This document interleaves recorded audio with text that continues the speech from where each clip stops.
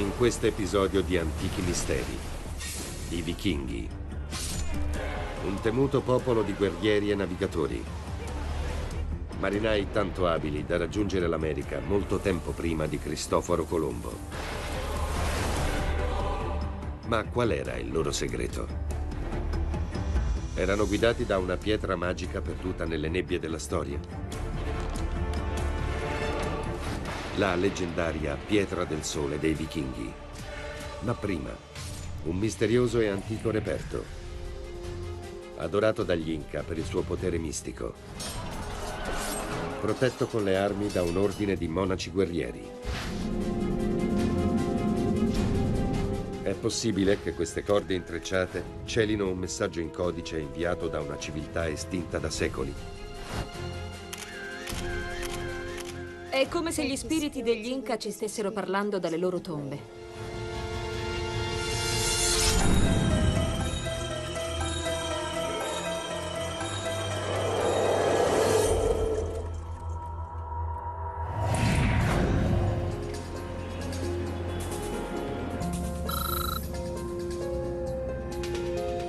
Da 15 anni, l'antropologa Sabine Island tenta di decifrare il codice degli Inca.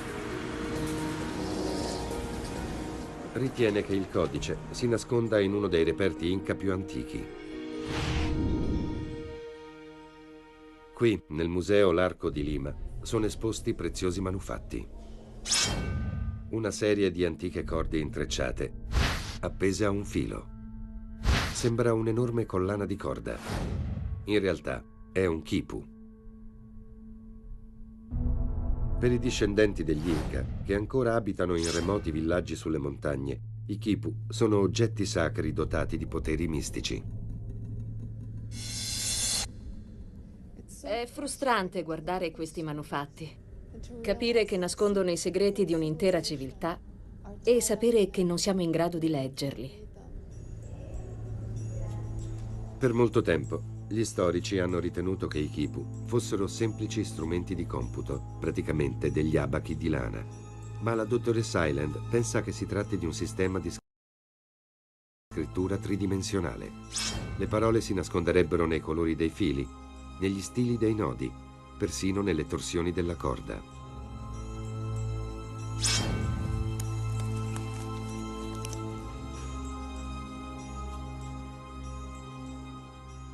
Guardate, è bellissimo.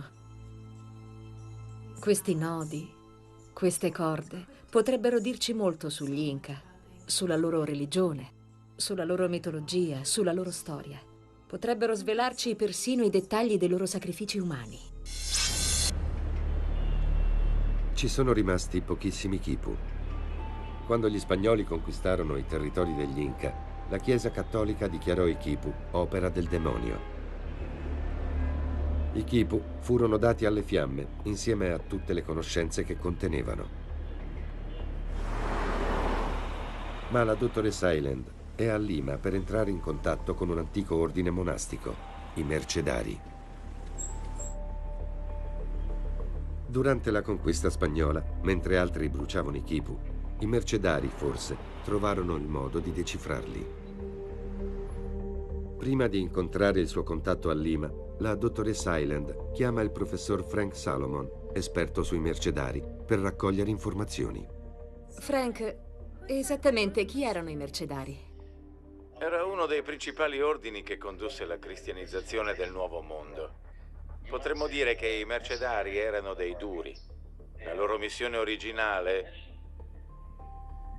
non consisteva tanto nel cambiare le menti dei pagani quanto nel salvare i cristiani caduti nelle mani dei musulmani o dei nativi. Dunque, i Mercedari erano l'equivalente dei reparti speciali della religione? È un paragone calzante, i reparti speciali della religione, esatto. All'epoca, inviare i mercedari era come oggi mobilitare le teste di cuoio in elicottero.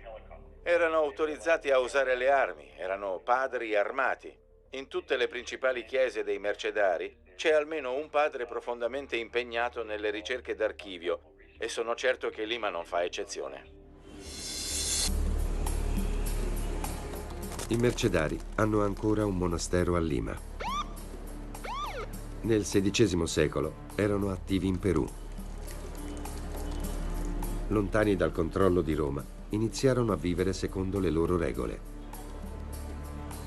Non osservavano le rigide regole della preghiera.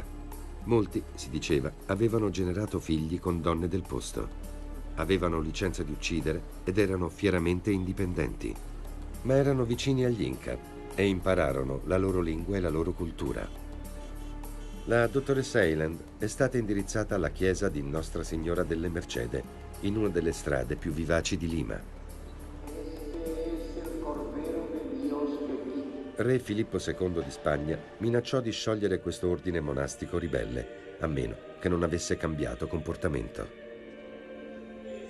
Ancora oggi esistono alcuni mercedari riformati.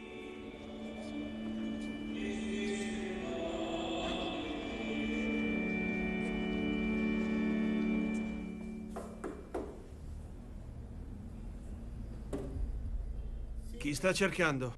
Sono qui per incontrare padre Saul. Un momento. Dietro la chiesa si trova il monastero. Avanti.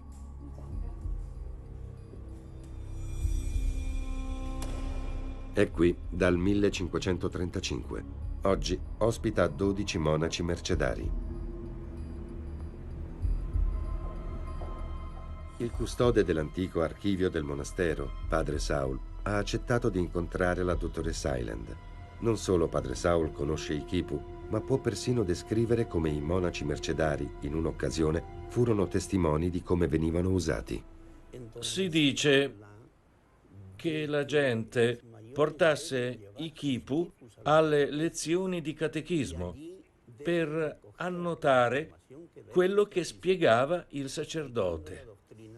In tal modo, i nativi che apprendevano la dottrina sarebbero stati in grado di insegnarla agli altri. Questo dimostra che i Quipu non esprimevano soltanto valori numerici, ma anche concetti, parole. A quanto sembra, le corde degli Inca erano abbastanza sofisticate da contenere complesse idee religiose. Erano usate come oggi usiamo carta e penna. I Quipu potrebbero celare conoscenze illimitate. Padre Saul porta la dottoressa Hyland all'antico archivio del monastero. Qui trova un libro scritto nel XVI secolo da un sacerdote che descrive la funzione dei nodi e dei fili. Questi Quipu erano un tipo di nodi. Con tali nodi, essi raccontavano gli eventi dei tempi. Quando ogni Inca regnò, i figli che generò, se era benevolo o crudele, valente o codardo, chi aveva sposato e quali terre aveva conquistato.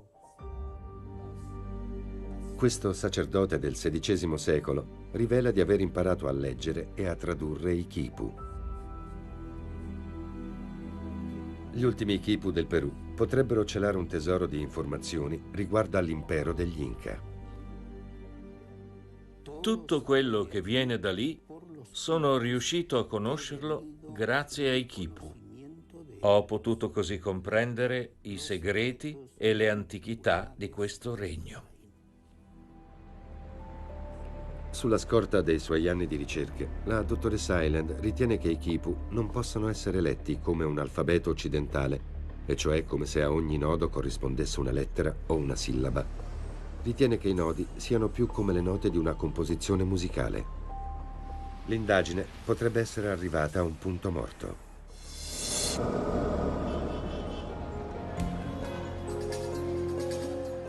Ma qui in Perù, la dottoressa Hyland ha trovato una nuova pista.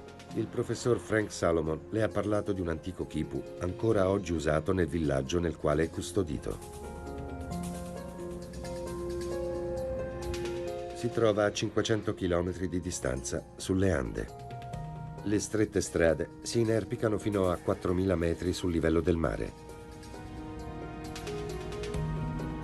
Finalmente, la dottoressa Hyland raggiunge il piccolo villaggio di San Cristobal de la Paz.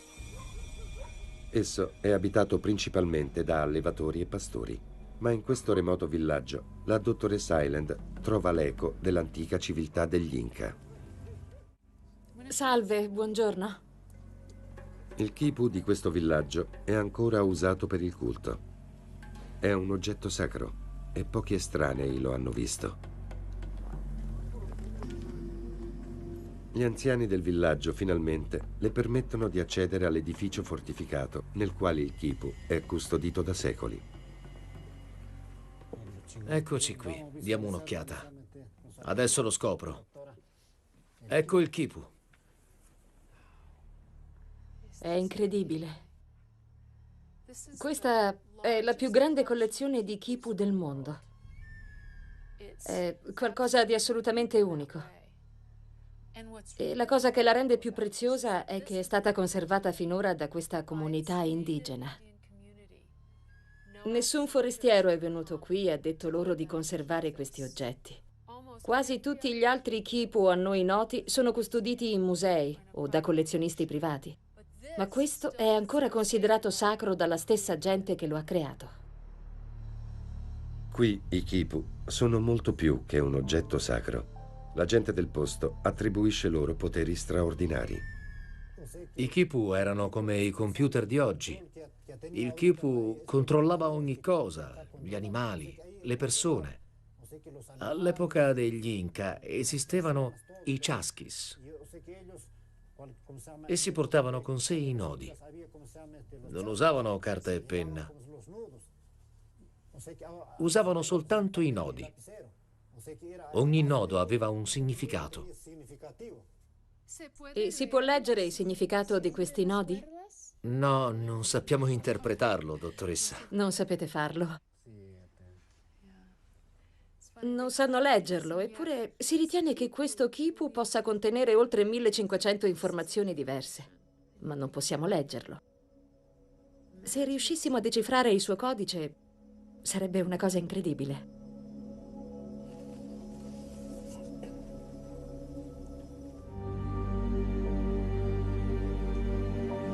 Un'altra delusione per la dottoressa Island. Le corde degli Inca sono usate qui, ma soltanto come oggetti di culto. La gente del villaggio sente i loro poteri mistici, le riverisce, ma non sa leggerle. In questo villaggio, i grandi quipu sono al centro della vita religiosa. È come se questa gente volesse dirci che la comunicazione di per sé è qualcosa di sacro, che appartiene alla sfera del divino e non soltanto dell'umano. I complessi e variopinti quipu di Rapaz rimangono in silenzio, impossibilitati a narrare le storie degli antenati morti da secoli. Per decifrare i nodi, la dottoressa Island deve trovare un quipu collegato a un testo spagnolo. Esso potrebbe fungere da chiave per comprendere il codice. Ancora una volta, la dottoressa Island si mette in viaggio. Le è stato detto di un'antica chiesa coloniale in un villaggio ancora più remoto sulle Ande. La chiesa custodisce una cosiddetta tavola quipu, realizzata dai monaci mercedari. Potrebbe essere la chiave che sta cercando. Ma si tratta di un viaggio di 11 ore. Questa strada sterrata sale a oltre 5.000 metri. Precipizi e curve a gomito costellano l'intero percorso. La dottoressa Island raggiunge finalmente la sua destinazione, un piccolo villaggio di circa 500 abitanti. Si dirige subito verso la chiesa.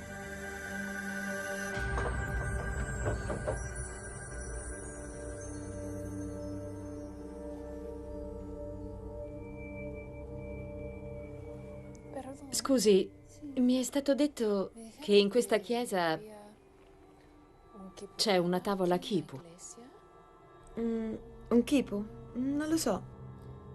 Sì, una specie di tavola come questa, con delle cordicelle attaccate. Con delle cordicelle attaccate al bordo? Sì. Ah, sì, ce n'è una. Sì? E tu sai dove sia? Venga, le faccio vedere.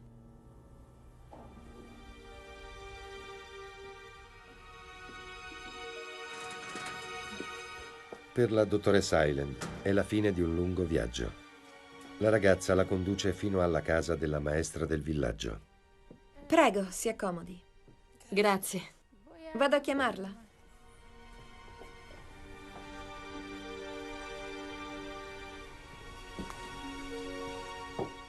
La maestra ha capito l'importanza di questo antico oggetto e l'ha tenuto nascosto, finora. Oh mio Dio, è meraviglioso. Non posso credere che finalmente l'ho trovata. Dopo tutto questo tempo. Questa potrebbe essere la stele di Rosetta dei Kipu. È una cosa bellissima. È una grande emozione.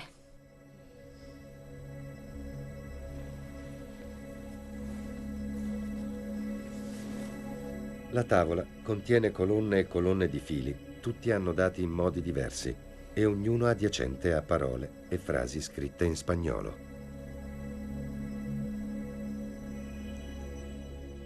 Guardate, qui ci sono le cordicelle Kipu e un nome corrispondente ad ogni cordicella in 3 diverse colonne dall'alto verso il basso. Se riuscissi a comprendere la relazione tra la cordicella e il nome, potrei leggere questa tavola. E questo potrebbe portarmi a decifrare il codice dei Kipu degli Inca, il che ci permetterebbe di conoscere i segreti degli Inca. Ma a un più attento esame, Hyland nota che molte delle parole in spagnolo sono praticamente illeggibili. Gran parte del testo è troppo danneggiato per essere letto. C'è guano di pipistrello, c'è terra. L'inchiostro si è sbiadito. Se non riesco a leggere più nomi, non potrò mai decifrare la tavola. Hyland ha bisogno dell'aiuto di uno specialista, così chiama il dottor Gene Ware dell'Università dello Stato dello Utah. Ho qui un testo assolutamente incredibile. Ti piacerà moltissimo. Ci sono alcune parti del testo che non riesco a distinguere. Quanto ci metteresti a raggiungermi?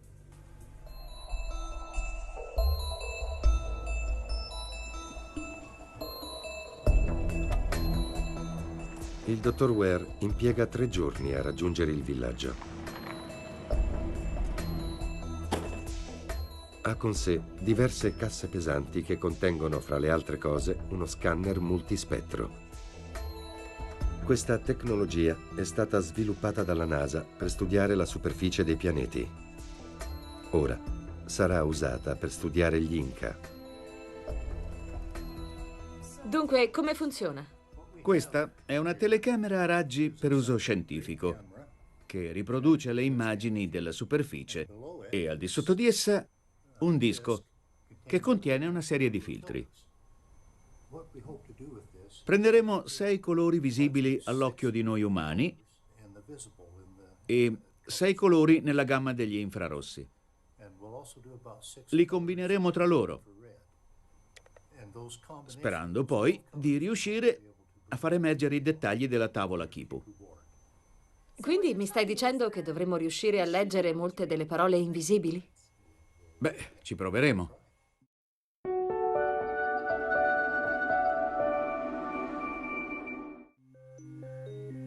Anche con lo scanner multispettro potrebbe non essere possibile recuperare le parole sbiadite della tavola Kipu. Usando il filtro agli infrarossi, il dottor Ware inizia a concentrarsi sulle singole macchie. Qui abbiamo una sezione coperta di terra. La ingrandisco e dimmi se riesci a leggere qualche carattere. Oh, sì. Mi ero soffermata a lungo su questa sezione. E adesso riesco finalmente a leggere che cosa c'è scritto. Parole che nessuno aveva visto per secoli iniziano a riemergere. Oh mio Dio, è meraviglioso. Ora si può vedere che cosa c'è scritto. E a quanto sembra, qui c'è un nome. Che non era visibile ad occhio nudo. Innanzitutto, ora sappiamo che è un nome femminile, mentre prima non lo sapevamo.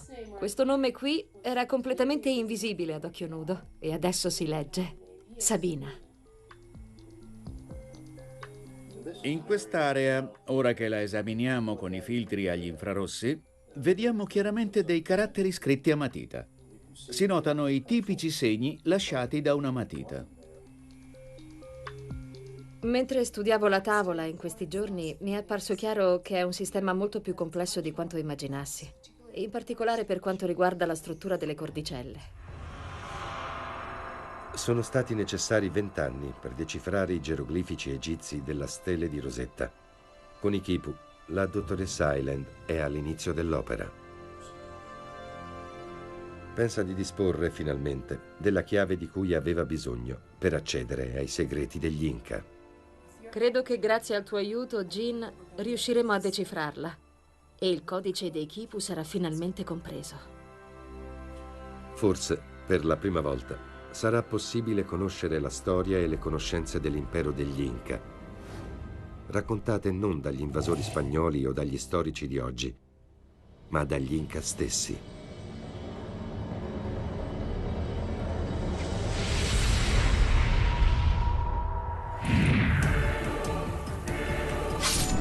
I vichinghi, temibili guerrieri che seminavano il terrore attraverso i mari.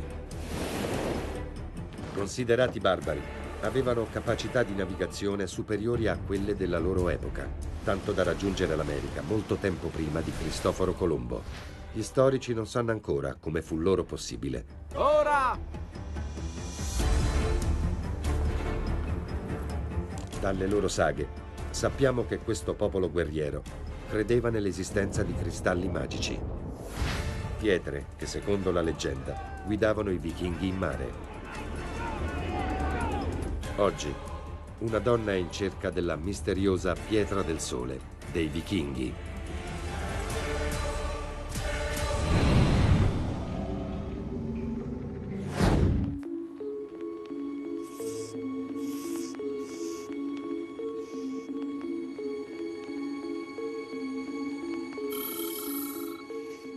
Da molti anni, la professoressa Susanne Acheson tenta di capire come gli uccelli migratori riescano a orientarsi nei loro lunghissimi viaggi.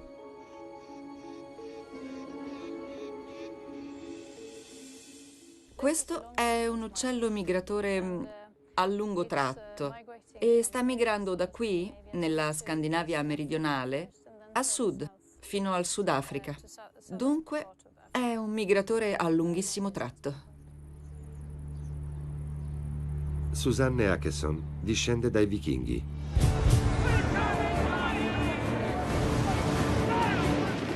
Vuole indagare sul mistero di come i suoi antenati riuscissero a orientarsi navigando in vasti mari inesplorati.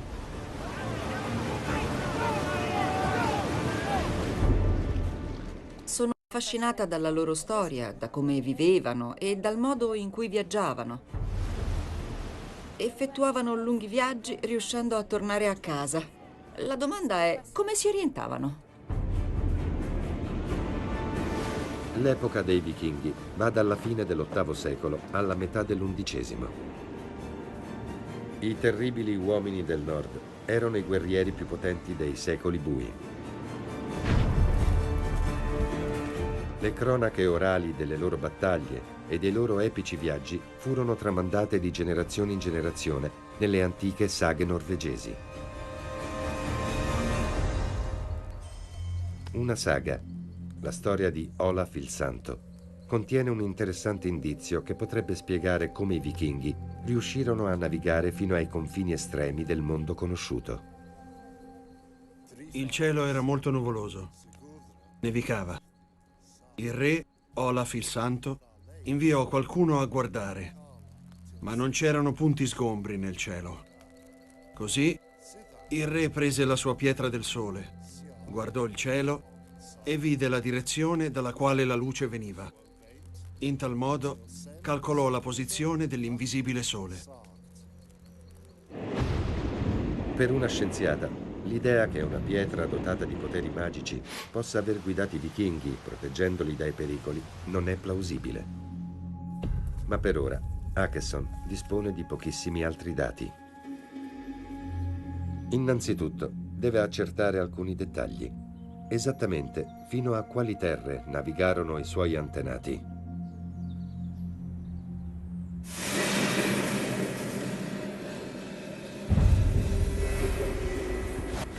La professoressa Acheson si dirige a ovest, attraversando l'Øresundsbron, il ponte stradale ferroviario più lungo d'Europa che collega Danimarca e Svezia.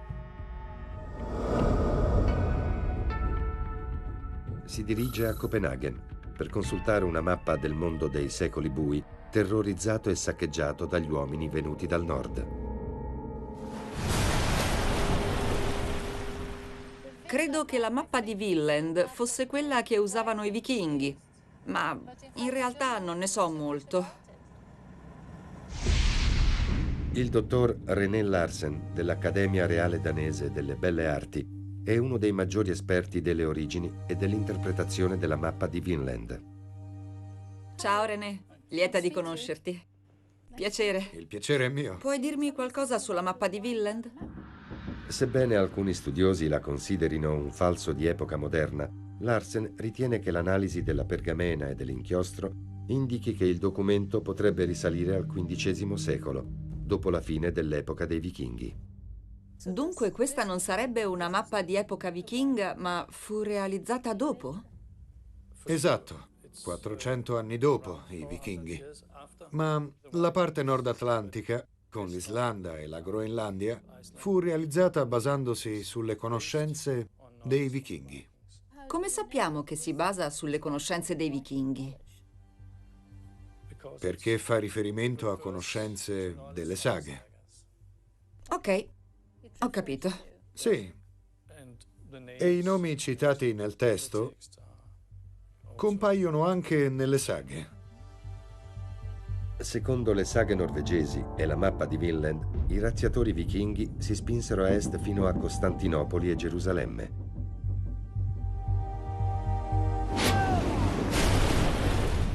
A sud navigarono lungo le coste del Nord Africa. A nord giunsero a conquistare l'Islanda e la Groenlandia.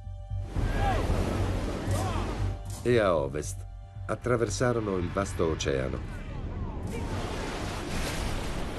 fino a raggiungere una terra che chiamarono Vinland e che noi oggi chiamiamo continente nordamericano. Significa che i vichinghi scoprirono questo luogo... Esatto, sì. Molto prima di Colombo? Sì. Esistono prove archeologiche del fatto che i vichinghi colonizzarono il Vinland. I resti di un villaggio norvegese, fondato probabilmente verso l'anno 1000, sono stati rinvenuti nell'isola di Terranova in Canada, ben 500 anni prima del viaggio di Cristoforo Colombo. Quello che affascina la Acheson è come fecero quei razziatori nordici a navigare per migliaia di miglia sulle tempestose acque dell'Atlantico settentrionale. Sappiamo che non usavano bussole magnetiche. È dunque credibile che usassero uno strumento chiamato pietra del sole?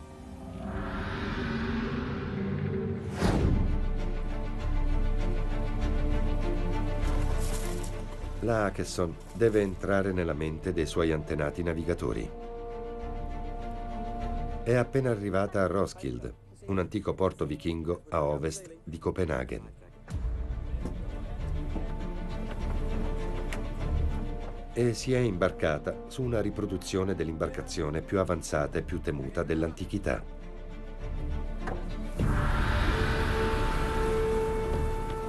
La nave vichinga.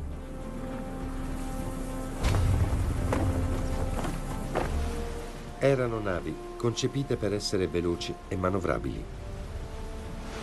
Lo scafo, snello e a basso pescaggio, facilitava gli sbarchi rapidi, una caratteristica ideale per i fulminei attacchi per i quali i vichinghi erano tristemente noti.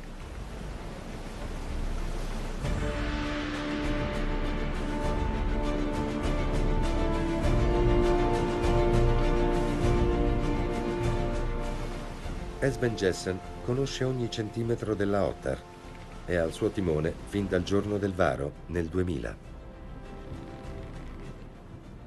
Dato che questa barca pesa 26 tonnellate, i movimenti sono piuttosto lenti. Si orienta la barca verso il vento e quando la vela inizia a gonfiarsi, ci si riporta sottovento per farla gonfiare completamente, con calma, piccoli movimenti. Ora!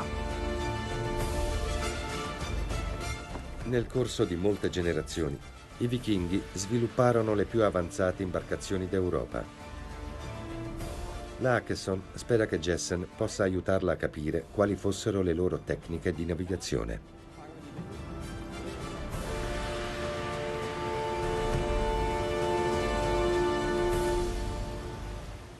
I vichinghi dovevano essere molto sicuri di sé, perché sapevano che sarebbero tornati a casa dopo ogni viaggio. Penso che non fossero stupidi e credo anche che affinarono le loro tecniche di navigazione lentamente, generazione dopo generazione. Ogni volta che una spedizione esplorava nuove terre, tornava a casa con nuove conoscenze. Raccontavano come navigare da un punto a un altro. Non descrivevano esattamente che cosa facevano, ma che cosa vedevano. Questo e quest'altro. I capi vichinghi erano seppelliti con una solenne cerimonia nelle loro navi, circondati dagli oggetti ai quali tenevano di più. Non è mai stato rinvenuto alcun oggetto somigliante alla favolosa pietra del sole, ma ne sono stati trovati altri, decisamente interessanti.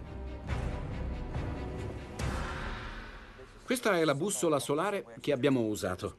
Abbiamo portato questa nave da Roskilde a Edimburgo, in Scozia, usando questa bussola.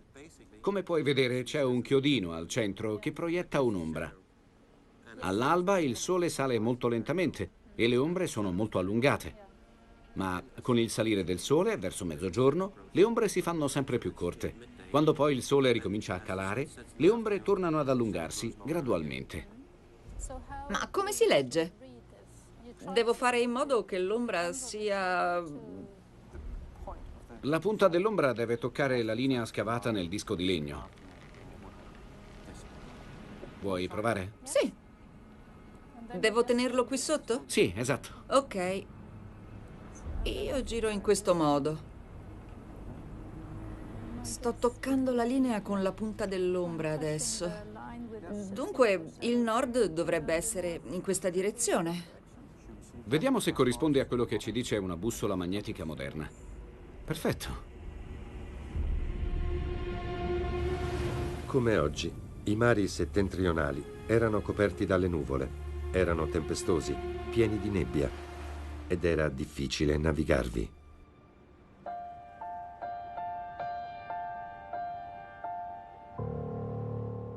Qualcosa dava ai vichinghi la totale fiducia che permetteva loro di intraprendere viaggi di migliaia di miglia in mare aperto per commerciare, razziare, saccheggiare e tornare a casa.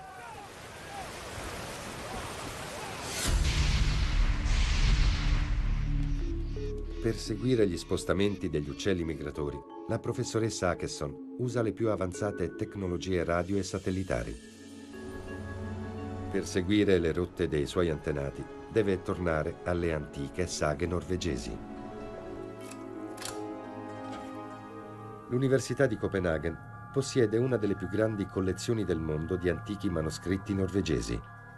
Susanne Akeson ha chiesto di esaminare una saga del XIII secolo che contiene un riferimento diretto alla pietra del sole.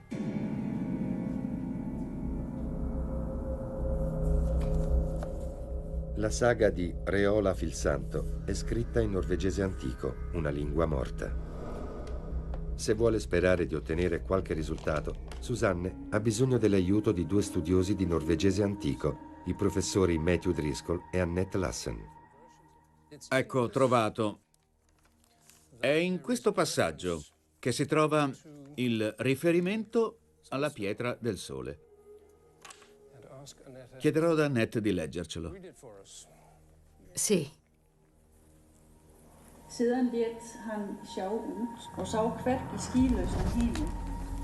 Il cielo era molto nuvoloso. Nevicava. Il re, Olaf il Santo, inviò qualcuno a guardare, ma non c'erano punti sgombri nel cielo. Così Il re prese la sua pietra del sole, guardò il cielo e vide la direzione dalla quale la luce veniva. In tal modo calcolò la posizione dell'invisibile sole. Il riferimento non è affatto ambiguo. La saga descrive dettagliatamente le proprietà della pietra del sole. Ma per fare luce sul mistero, Susanne ha bisogno di molti più dati.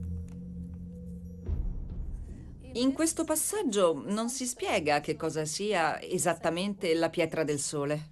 Certamente, in questo passaggio l'autore della saga si limita a scrivere «Il re prese la sua pietra del sole».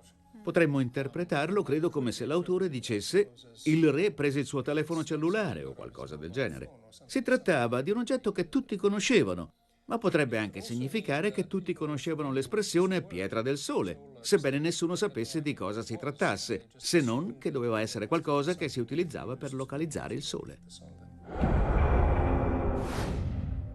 Ma c'è un'osservazione da fare riguardo a questi antichi testi nordici. Va detto che nelle saghe islandesi compaiono molti riferimenti a pietre magiche di ogni sorta. Ci sono saghe che descrivono pietre nelle quali si può vedere il futuro, sfere di cristallo o roba simile. La Akeson adesso deve trovare altri elementi utili nelle altre saghe nordiche. Nell'antica letteratura norvegese c'è una dozzina di riferimenti a un oggetto chiamato pietra del sole. In una delle saghe del vescovo si legge: «Il vescovo aveva una pietra del sole ed essa gli fu rubata, ma i ladri la gettarono via non comprendendone il valore». Tuttavia non dice niente riguardo a che cosa fosse o alla ragione per la quale era tanto preziosa. Si dice soltanto che era di grande valore. Perciò temo che non siamo più vicini di prima alla verità circa la natura di queste pietre.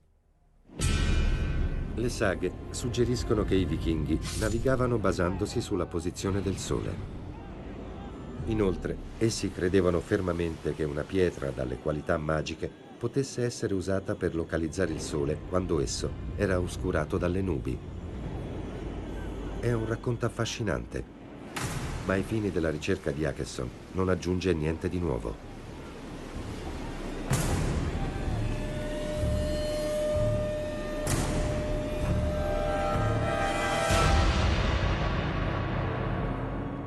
Grazie agli studi condotti sugli uccelli migratori, Susanne sa che essi sono in grado di percorrere lunghe distanze, anche attraverso le nuvole o banchi di nebbia. È possibile che ci sia un collegamento fra le doti di orientamento degli uccelli e le leggendarie capacità dei vichinghi?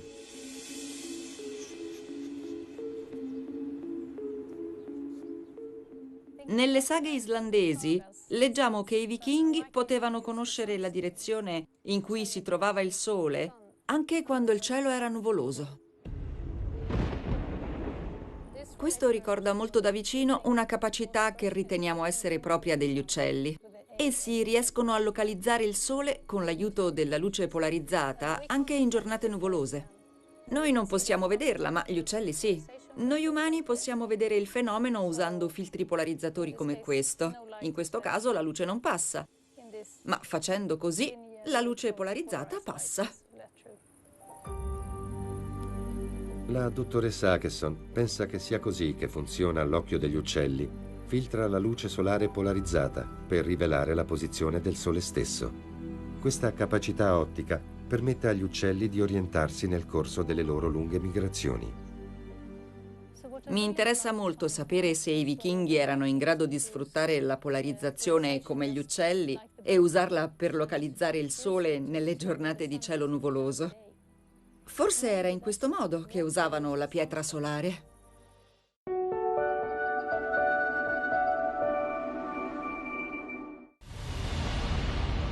I vichinghi vantavano le imbarcazioni tecnologicamente più avanzate della loro epoca. Forse avevano sviluppato un metodo altrettanto sofisticato per guidare le loro navi da guerra?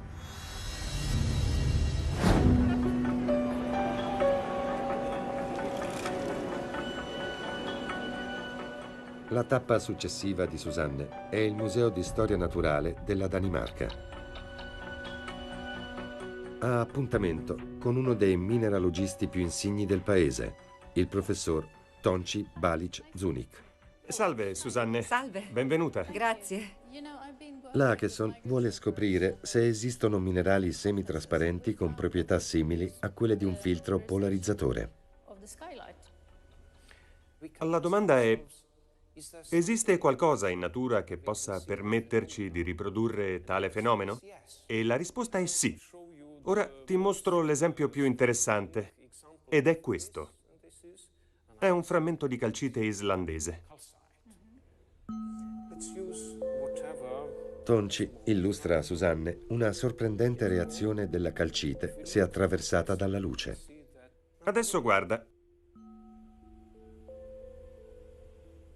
Mentre faccio ruotare il cristallo, si verifica un interessante fenomeno.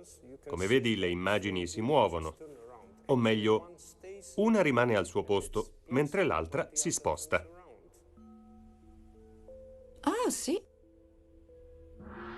Il segreto risiede in un fenomeno fisico noto come birifrangenza, o doppia rifrazione della luce attraverso questo tipo di cristallo, chiamato spato d'Islanda.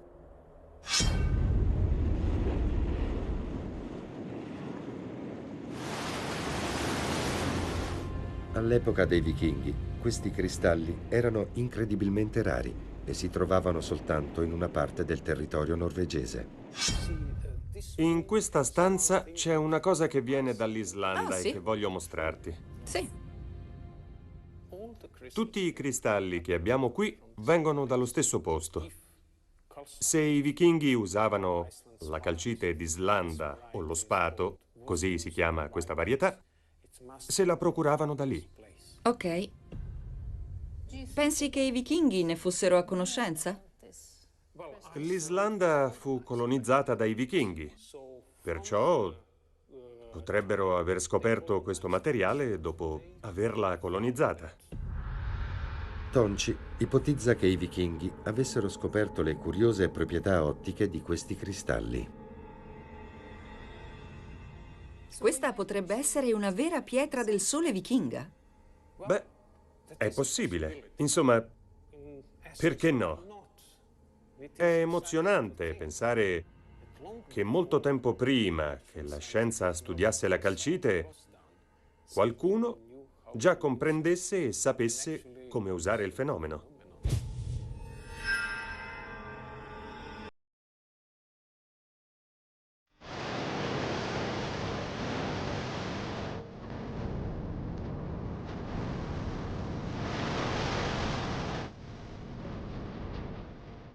A bordo della nave, la professoressa Akeson e il capitano Esben Jessen vogliono mettere alla prova lo spato d'Islanda. Si guarda dal basso verso l'alto e deve esserci un piccolo pezzo di cielo azzurro sopra di te. Sì. Non importa se il sole è al di sotto dell'orizzonte o se è coperto dalle nuvole, ma è necessario avere un punto di cielo azzurro sopra la testa. Questo è un segnalatore triangolare che ho messo su un lato del cristallo. La sua ombra si divide in due ombre che possiamo vedere sul fondo del cristallo.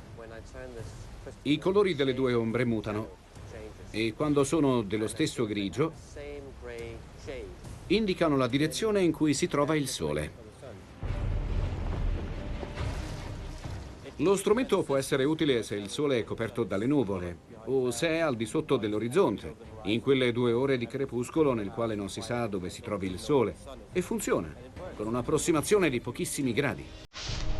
Se il capitano Jessen e la professoressa Akeson avessero ragione, forse fu la calcite islandese ad aiutare i vichinghi a sbarcare in America, secoli prima di Colombo. Ma non è detto che sia questa la leggendaria pietra del sole. Tutti si chiedono che cosa fosse quella pietra, ma nessuno per ora sa dare una risposta certa a questa domanda. Fino a quando un archeologo non troverà uno di questi mitici oggetti in una nave sepolta o fra le rovine di un insediamento vichingo. Fino a quel giorno, che cosa fosse la pietra del sole e come funzionasse esattamente, resterà un mistero.